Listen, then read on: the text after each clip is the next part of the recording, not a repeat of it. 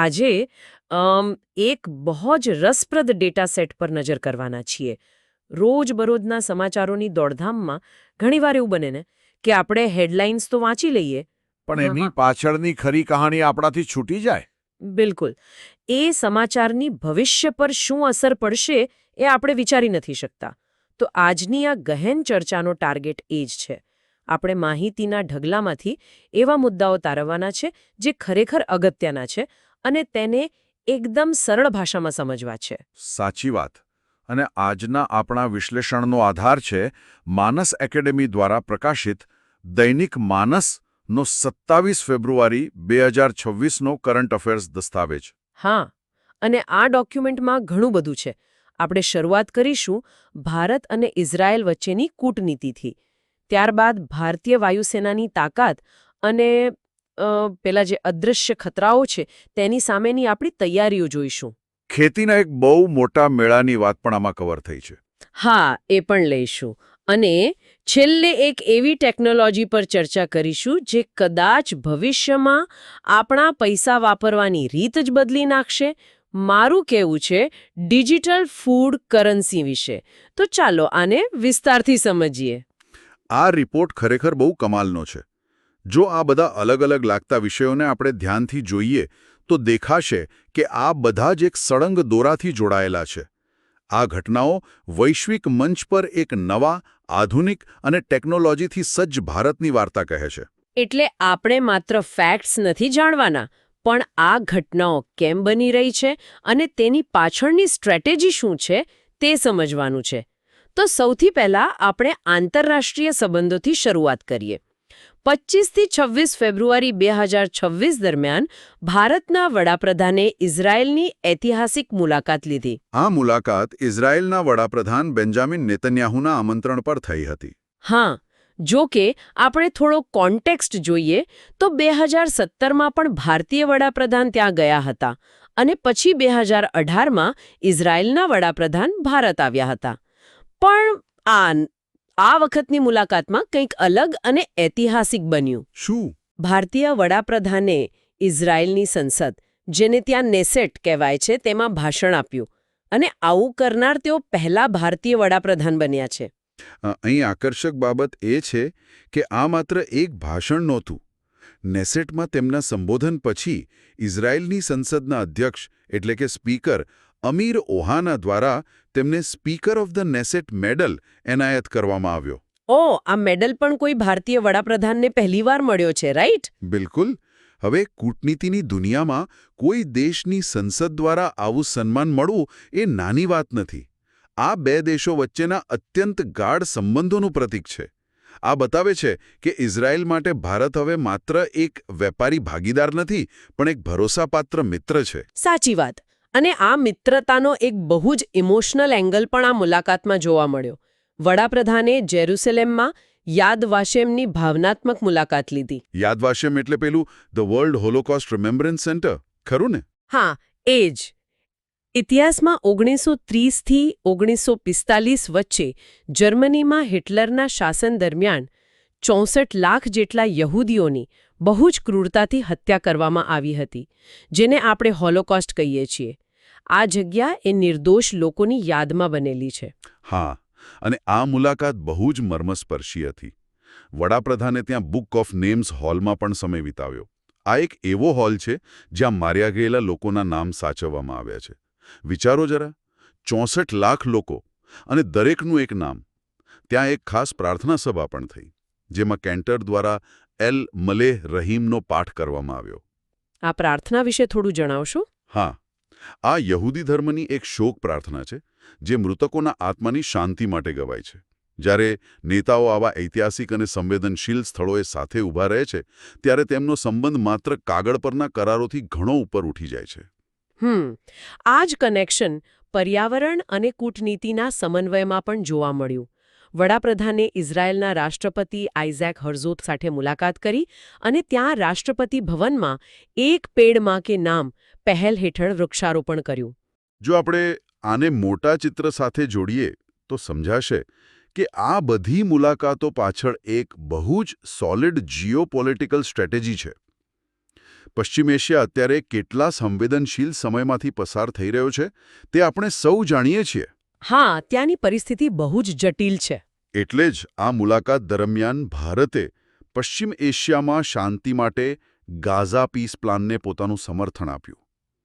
આ બહુ જ મોટો નિર્ણય છે અને આ બધાનું પરિણામ એ આવ્યું કે બંને દેશોના સંબંધો હવે વિશેષ વ્યૂહાત્મક ભાગીદારી એટલે કે સ્પેશિયલ સ્ટ્રેટેજિક પાર્ટનરશિપમાં પરિણમ્યા છે. અને આ ભાગીદારીના બહુ નક્કર કરારો પણ થયા છે. રિપોર્ટ કહે છે કે આગામી 5 વર્ષમાં 50,000 ભારતીય કામદારો માટે ઇઝરાયેલમાં કોટા નક્કી કરવામાં આવ્યો છે. રોજગારી માટે આ મોટું પગલું છે. આ ઉપરાંત બંને દેશો વચ્ચેની જોઈન્ટ કમિટી મીટિંગ એટલે કે JCMનું મંત્રી સ્તરે ઉન્નતીકરણ કરવામાં આવ્યું છે. એટલે કે હવે નિર્ણયો સીધા ઉચ્ચ સ્તરે અને ઝડપથી લેવાશે. અને પેલી ટેકનોલોજીની વાત, ટેક ગેટવે પહેલ શરૂ થઈ છે. એમાં સૌથી રસપ્રદ કરાર AI દ્વારા શિક્ષણ અને UPIને લઈને થયો છે. હા, UPIનું અમલીકરણ નેશનલ પેમેન્ટ્સ કોર્પોરેશન એટલે કે NPCI અને ઇઝરાયલની માસા વચ્ચે થયું છે. માસા એ ઇઝરાયેલની પેમેન્ટ સિસ્ટમ છે, રાઈટ? બિલકુલ. હવે વિચારો કે આપણું UPI ડાયરેક્ટ ઇઝરાયલની સિસ્ટમ સાથે લિંક થઈ જશે. પેલા જે 50,000 કામદારો ત્યાં જવાના છે એ લોકો જ્યારે ઘરે પૈસા મોકલવા માંગશે ત્યારે આ સિસ્ટમ બહુ જ કામ લાગશે. ખરેખર આ બધું બતાવે છે કે આપણી ડિપ્લોમેસી કેટલી પ્રેક્ટિકલ બની ગઈ છે. પણ આંતરરાષ્ટ્રીય મંચ પર આપણો અવાજ ત્યારે જ મજબૂત બને જ્યારે આપણી સંરક્ષણ ક્ષમતા મજબૂત હોય. સાચી વાત. અને અહીં ખરેખર ખૂબ જ રસપ્રદ વાત આવે છે. 27 ફેબ્રુઆરીના રોજ રાજસ્થાનના જૈસલમેરમાં પોખરણ રેન્જ ખાતે ભારતીય વાયુસેના દ્વારા વાયુશક્તિ 2026 કવાયતનું આયોજન થયું. હું આંકડા વાંચતી હતી અને આ કોઈ ફિલ્મ સાયફાઈ મૂવીના સીન જેવું લાગતું હતું. હા, આંકડા જબરદસ્ત છે. આકાશમાં 120થી વધુ વિમાનો, જેમાં 77 ફાઇટર જેટ, 43 હેલિકોપ્ટર અને 8 ટ્રાન્સપોર્ટ એરક્રાફ્ટ.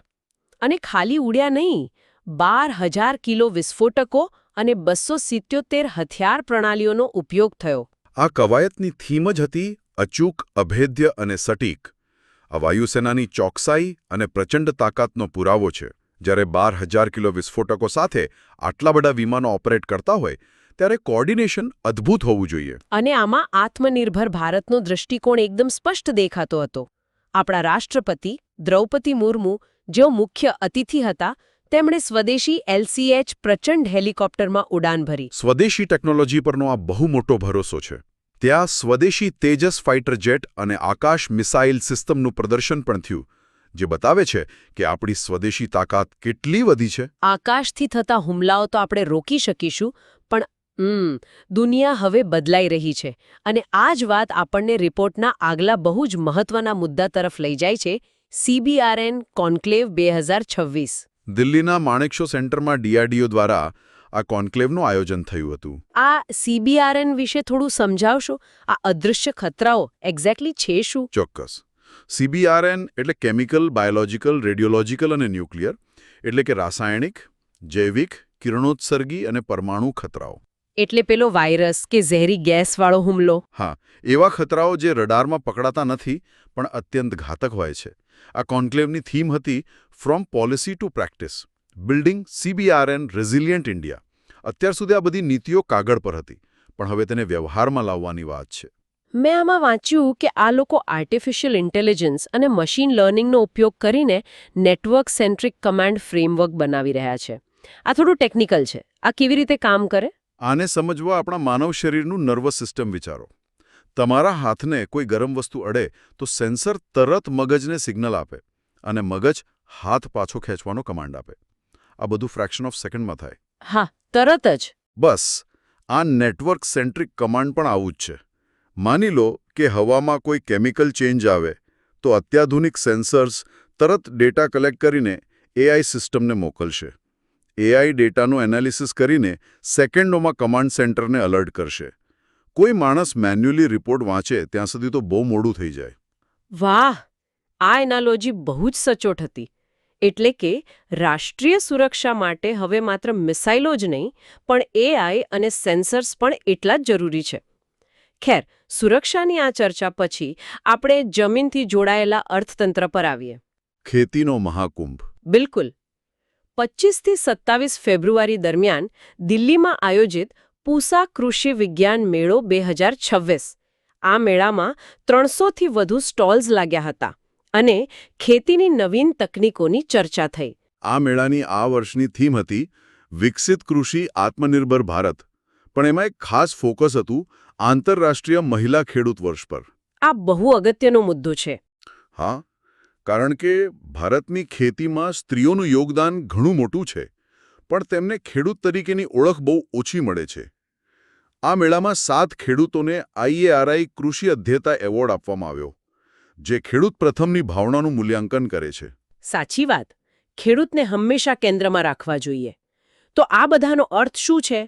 આપણે કૃષિ અને સબસિડીની વાત કરી રહ્યા છીએ ત્યારે રિપોર્ટમાં એક ભવિષ્યની ટેકનોલોજીનો ઉલ્લેખ છે જે આખા ડિજિટલ અર્થતંત્ર સાથે જોડાયેલી છે. CBDC આધારિત digital food currency pilot project. આ એક અત્યંત નવીન અને ક્રાંતિકારી કન્સેપ્ટ છે. CBDC એટલે સેન્ટ્રલ બેંક ડિજિટલ કરન્સી. અત્યાર સુધી સરકાર સબસિડીના પૈસા બેંક ખાતામાં નાખતી હતી, જેનો ક્યાંક બીજે પણ ઉપયોગ થઈ શકતો. હા, લાભાર્થીએ પૈસા ઉપાડીને કદાચ અનાજના બદલે બીજું કંઈ ખરીદી લે. બરાબર. પણ હવે સરકાર પ્રોગ્રામેબલ CBDC ટોકન્સ આપશે. લાભાર્થીઓના ડિજિટલ વોલેટમાં સબસિડીની રકમ સીધી જમા કરશે, અને તે પણ પ્રોગ્રામેબલ ટોકન તરીકે. એટલે કે આ પૈસા માત્ર નિર્ધારિત હેતુ માટે જ વપરાશે. ધારો કે ખોરાક માટે આપ્યા છે તો ખાલી ખોરાક જ ખરીદી શકાશે. એકદમ સાચું. જો એ ટોકન લઈને કોઈ અન્ય વસ્તુ ખરીદવાનો પ્રયાસ કરશે તો સિસ્ટમ તે પેમેન્ટ રિજેક્ટ કરી દેશે. આનાથી એક મહત્વપૂર્ણ પ્રશ્ન ઊભો થાય છે કે ભ્રષ્ટાચારનું શું? આનાથી તો ભ્રષ્ટાચાર બિલકુલ નાબૂદ થઈ જાય. હા, આ ટેકનોલોજી ભ્રષ્ટાચાર ઘટાડવામાં અને સરકારી યોજનાઓની પારદર્શિતા વધારવામાં ગેમ ચેન્જર સાબિત થઈ શકે છે. વચેટિયાઓનો રોલ જ ખતમ થઈ જશે. અદ્ભુત.